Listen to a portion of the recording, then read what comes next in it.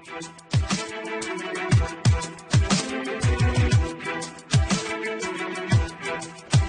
into the wild, indigenous child, survive the formidable trials. I stand in the rain, scanning the plains in pursuit to the bitterness vile. Who stand everything that I love and to blame, descent is my name.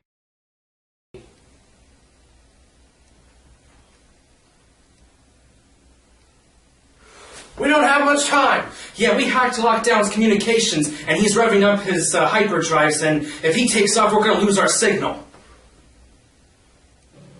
Hi, I'm Ducky. And I'm Big Red. And we're Red Duck Reviews. And today we're reporting to you sort of live from inside of Lockdown's ship. Today we're going to review the movie Transformers: Age of Extinction. Now, it's been 5 years since the Battle of Chicago, and apparently the government has been rounding up the last of the Decepticons. However, little do people know they've turned their sights to the Autobots. The story is based around a struggling inventor, Cade Yeager, who upon a salvage run discovers a badly damaged Semi.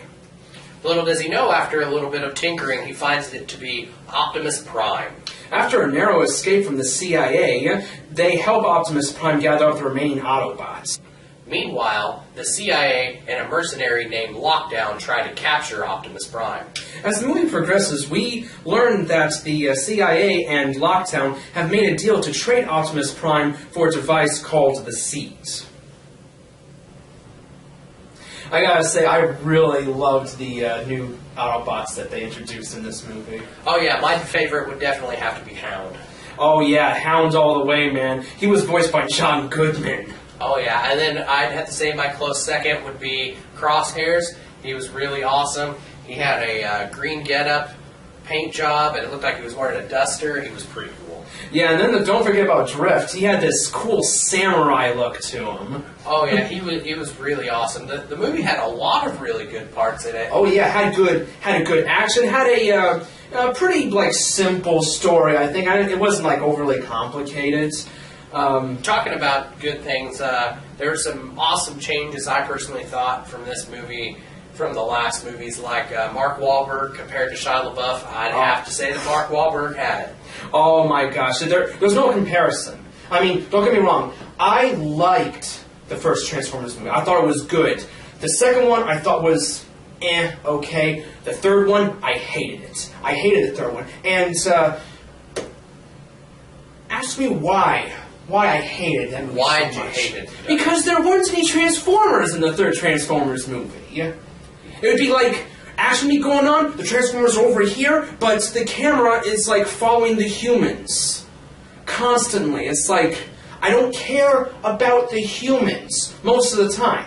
The humans inside this one, Mark Wahlberg, Nicola Peltz, they were interesting characters. I didn't care that they kind of followed them a little bit more. I mean, but they gave equal screen time to the Transformers. And talking about Nicola Peltz, she did wonders. She could run circles around Megan Fox and whoever the hell the one chick was in the third movie.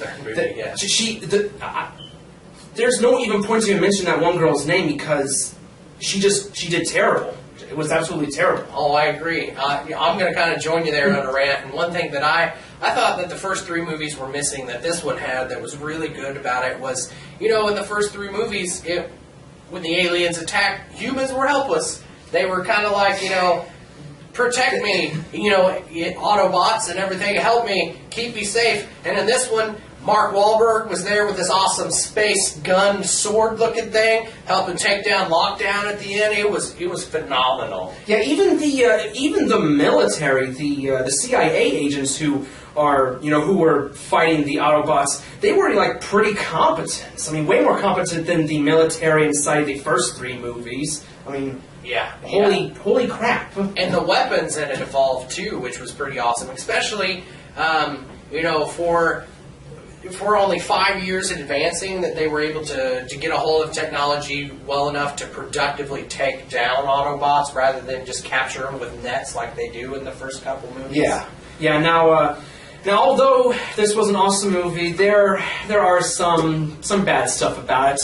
One, I personally think that the running time was a little too long. I think it could have been 15 to 20 minutes short because it goes at 2 hours and 45 minutes. That's almost 3 hours right there. Yeah, but you have to leave it up to personal decision there because I thought it was awesome. I thought it could have been another 3 hours long. I thought it had really good flow. I will agree there was about one part in the beginning that I think that they could have cut out about 6 minutes of them driving around in a car. But other than that, I didn't think that it was too long. I was ready for there to be, another one right after it. It was phenomenal. Now, another gripe that I have about the movie is I did not like the Shane character. His bravery concept was really flip-flop. Yeah, well, yeah, because he would go, when he's first introduced, it's actually on webcam, but the second scene that he's in, he rescues them from the CIA, and, he helps drive them off and whatnot. Well, not the CIA. He drives Kate and his daughter to safety. But in there, he's like cool, collected, yeah, I'm a race car driver, and then they drive off of a building, like off of the side of the building onto a ramp that had to have been at least 4 stories high. Yeah, and it's like, even then he did not lose his cool, but then when they're going to the research facility, he's like, oh my gosh, we're gonna get caught. I don't know if I can keep it together. And then it's like, and then he goes again to being like, oh yeah, cool, collected, I'm a race car driver. And then again, when they're on lockdown ship, he's like, oh my gosh, I was like, no, stop, I surrender. Like, what the hell was the director telling him? Yeah, what the hell was that? That didn't really make much sense to me. Another thing that didn't make much sense to me either that they put in there was the Galvatron slash Megatron's design. Like, I can understand that, it was a foreign company reproducing the Autobots, but if you paid close enough attention, they tell you that, Megatron is having them pretty much recreate his body. And I don't know if they were going for like a Japanese Megatron or it did kind of look Japanese because I'm pretty sure I could see some lead paint and some pretty crappy looking, appendages and stuff. It was just really. I really can't pinpoint my dislike of the design because there's just something. His head slash face area. There was just something about them. It was like. That doesn't look right to me, but I can't pinpoint what that is. Yeah, it was some kind of like E.T. meets Wall-E abomination or something. It was pretty bad. And I was also kind of confused with Kelsey Grammer's character, his motivations. Like, he's like, with the Battle of Chicago, it's got to be us versus aliens. Yeah. And then you see in the very next scene that he is actively working with a Transformer mercenary. Yeah. How can you say that it's got to be us humans and only us humans, except when we are working with bounty hunter aliens? Yeah. That just makes him look like a huge hypocrite. Yeah. And then they go to him being he's in it for a huge payday. Yeah, I don't know if things got changed mid-shooting of the movie, something happened, but his motives changed multiple times, which I guess would show him being a little bit more human, but at the same time, as firmly as he states that he's for the human race and they need to take out the rest of the Transformers, period, it just didn't make sense. And that right there doesn't make sense, because the Autobots worked with the government for years. And they had issues with the government inside the second movie. And they continues to have issues with the government in the third movie. And they're still having issues with the government in this movie. So it's like, the Autobots have never shown any aggression towards humans, but they, I don't know, prejudice is a very, very complex thing.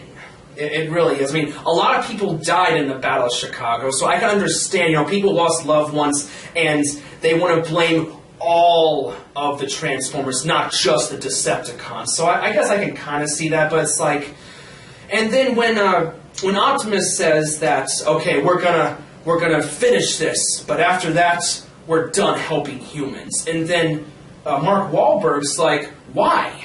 And I kind of want to reach into the screen and slap him in the face, like, what do you mean why? So many Autobots have died because they were being hunted by these government agents, and you're asking him why he wants to stop helping humans? So, like, I don't blame Optimus. I mean, I honestly think that once they're finished, that they should leave and let us deal with our own problems and say, oh no, man, I really wish the Autobots were here just to teach them a lesson, pretty much. Yeah, and going along with that, at the end of the movie, one thing that you wait to see that you've seen on posters and in previews, they finally bring out the legendary Autobots, which are the dinosaurs.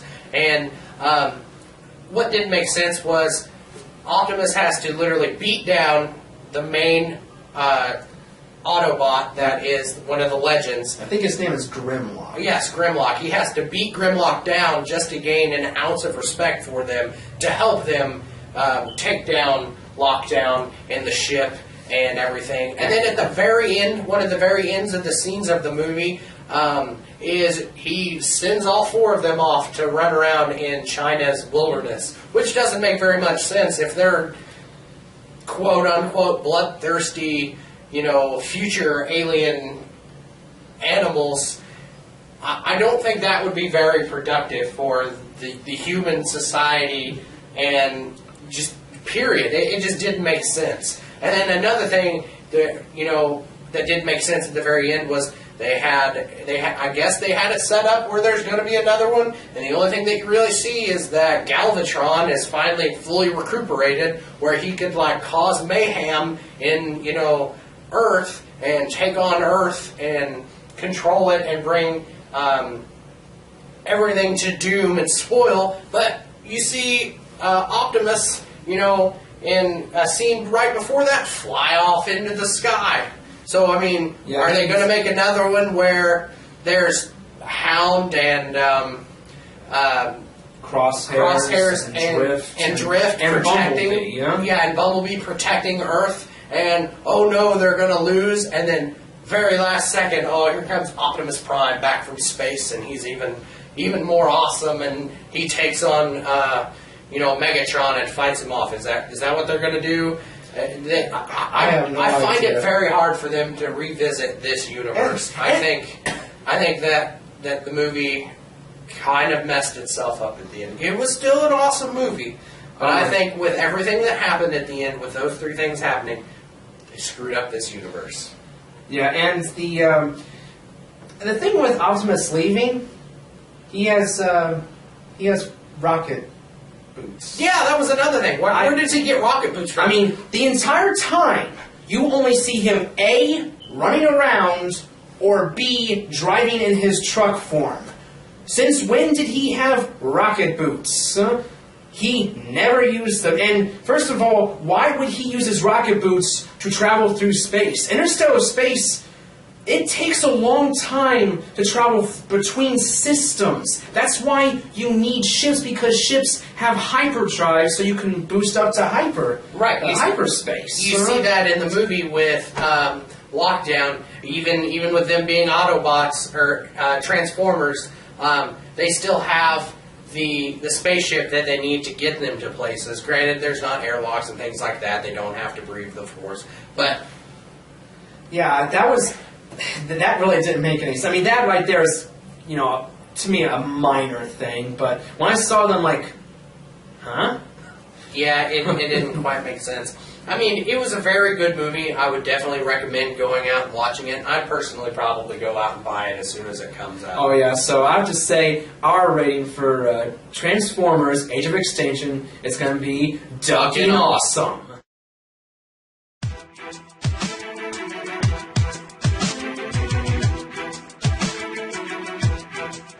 Out into the wild, indigenous child. survive the formidable trials. I stand in the rain, scanning the plains of pursuit to the bitterness vile. Who stand everything that I love and to blame.